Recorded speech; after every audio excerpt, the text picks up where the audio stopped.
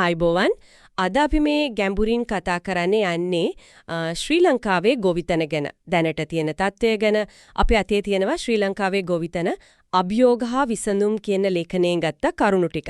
ඉතින් බලමු මේ ක්ෂේත්‍රයේ තියෙන ප්‍රධාන අභියෝග මොනවද? මේක නගා සිටවන්න මොනවද කරන්න පුළුවන් විසඳුම් කියලා. මොකද ඇත්තටම ලංකාවේ ජනගහණයෙන් 35කටද වැඩි නේද?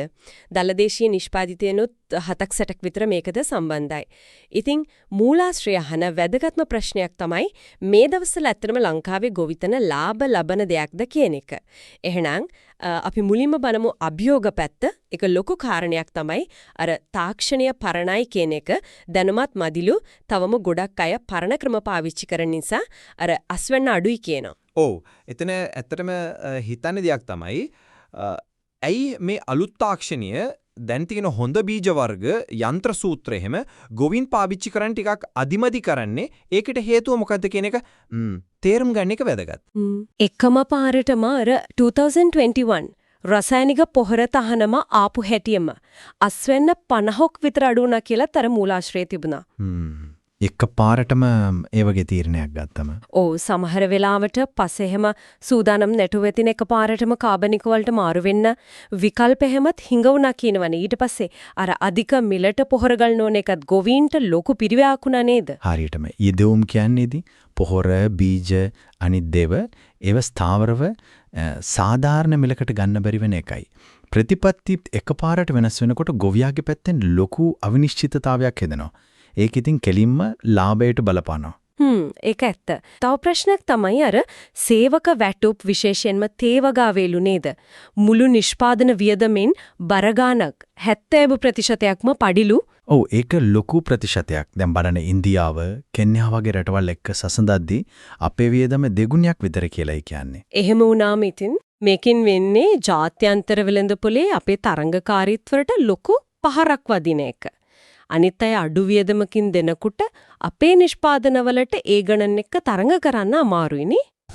හරි. අස්වැන්න විකුණා ගන්න එක ප්‍රශ්නයක් නේද? මම දැකලා තියෙනවා අස්වැන්නු කපන කාලෙට එකපාරට ගණන් බහිනවා.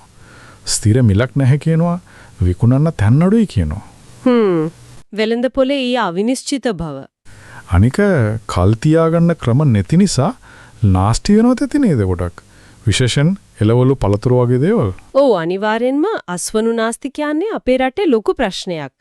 වෙළඳපොළ අවිනිශ්චිතතාවයයි මේ අස්වනු නාස්තියයි දෙකම ගොවියාගේ සාක්කුවට කෙලින්ම වදින කාරණා. කොච්චර මහන්සි වෙලා වගා කළත් අතට හරියට මුදලක් එන්නේ නැත්තම් ඉතින් වැඩක් නැහනේ. ඒවට අමතරව අර පලිබෝධහානි ප්‍රශ්නෙත් තියෙනවා. සල්ලි ප්‍රශ්න. ඒ කියන්නේ මූල්‍ය ආධාර අඩුකම. දැන් තියෙන ආර්ථික අර්බුදයේ ලයිට් බිල් තෙල් ගණන් මේ හැමදේම බලපානෝ ඇත නේද? ඔව් ඒ පුලුල් ආර්ථික පීඩනයත් අදටම බලපානෝ. රජයෙන් එම අලුත් වැඩසටහන එහෙම ගේනවා කියලාත් කියනවා. ඒත් මූලාශ්‍රය කියවෙනවා ඒ වයින් ලොකු ප්‍රතිඵලයක් පේන්න නැහැ වගේ කියලාත්. එහෙම තමයි ඉතින් සමහර වෙලාවට වැඩසටහන් ක්‍රියාත්මක වීමේ ප්‍රශ්න තියෙන්න පුළුවන්. ඉතින් මේ හැම අභියෝගයක්ම එකට එකතු වුණාම අර මුලින් අහපු ප්‍රශ්නෙට උත්තරේ ටිකක් පැහැදිලි වගේ නේද? ඒ කියන්නේ ගොවිතැන ලාභදායීව කරන එක හිතන තරම් ලේසි නෑ කියන එක. ඔව්. ඒක හරිම අසීරු කාර්යයක් වෙලා තියෙන්නේ. ගැටලු ගොඩක් එකට බැඳිලා තියෙන්නේ. එහෙනම් මේ තත්වයෙන් ගොඩ එන්න මොනවද කරන්න පුළුවන් කියලා අර මූලාශ්‍රය මොනවද කියන්නේ? විසඳුම් විදිහට යෝජනා කරන්නේ ප්‍රධාන වශයෙන්ම අර නවීන තාක්ෂණය පාවිච්චි කරන එක. ඒ කියන්නේ අලුත් හොඳ බීජ වර්ග යන්ත්‍ර සූත්‍ර හඳුන්වා දීම ඒ ගැන පුහුණුවක් දෙන එක. ඒ කියන්නේ ඵලදායීතාවය වැඩි කරගන්න එක නේ. හරියටම. අස්වැන්න වැඩි කරගන්න එක. ඒ වගේම තව වැදගත් දෙයක් තමයි වෙළඳපොලේ ඉල්ලුම බලලා ඒ අනුව වගා සැලසුම් කරන එක. ඒක හොඳයි. නැත්තම් එකම දේ හැමෝම වගා කරලා අසුණු කාලයට ගණන් බහිනවනේ. අනිත් එක තමයි අර අතරමැදියෝ අඩු කරලා පුරුවන් තරම් කෙලින්ම විකුණන ක්‍රම, සමහර විට ඔන්ලයින් ක්‍රම වගේ දේවල්. ඔව් ඒකත් වැදගත්. කල් තියාගන්න පාසුකම් දිනු කරන එක ගැනත් කියනෝ නේද? අර සීත ගබඩා, සිසිලන ගබඩා වගේ දේවල්. අනිවාර්යෙන්ම ඒක අස්වනු නාස්ති අඩු කරන්න ලොකු උදව්වක්. ජෛව පොහොර වගේ පරිසර හිතකාමී ක්‍රමවලට යන්නේක ගැනත් යෝජනාවක් තියෙනවා. ඔව් ඒකෙන් දිගුකාලීන තිරසාර බවක් ඇති වෙනවා පරිසරයත් හොඳයි සමහර විට වියදමුත් අඩු කරගන්න පුළුවන් වෙයි කාලයක් යද්දී. තව දෙයක් තමයි ගොවි කණ්ඩායම් ගොවි සමිති ශක්තිමත් කරන එක. එකතු වෙලා වැඩ කරනකොට ප්‍රශ්නවලට මුහුණ දෙන්න ලේසියිනේ. නිෂ්පාදනයවල තත්වය ක්වොලිටි එක උසස් කරන එකත් වැදගත්. ඉතින් අද කතා කරපු දේවල් වලින් පැහැදිලි ලංකාවේ ගොවිතැන කියන්නේ තාමත් ගොඩක් දෙනෙක්ගේ ජීවනෝපාය. ඒත් ඒක කරගෙන යන්න අධික වියදමක් යනවා.